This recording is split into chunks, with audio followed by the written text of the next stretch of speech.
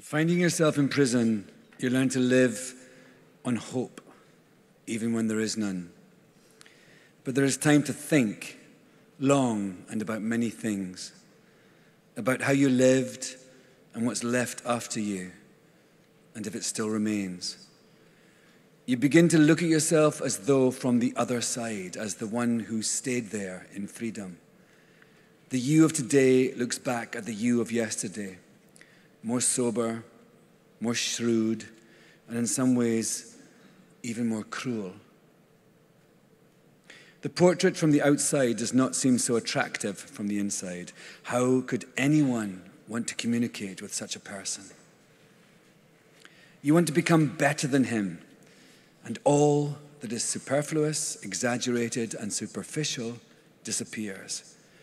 And the main thing begins to come through, that which is really worth living for, about which you can only learn here or at war. Understanding that those close to you, the time you spent with them, and the warmth that they gave you, this is the most important thing in life. Only this remains.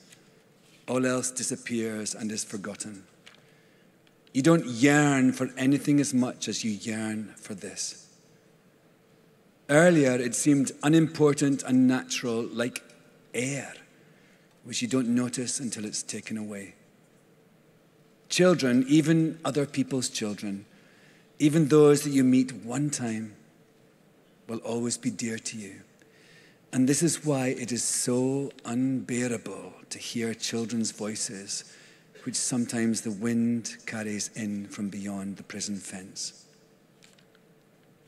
The last time I went to the Maidan, where people had already begun perishing, my mother said, "Why are you going there? You have 2 children." I answered that it was precisely because of that I was going there. I don't want them to live in a country of slaves. We won then, but it proved not to be the end. And the struggle continues, but not without me.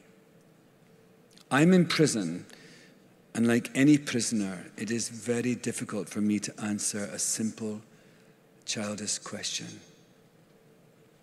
Daddy, when are you coming home?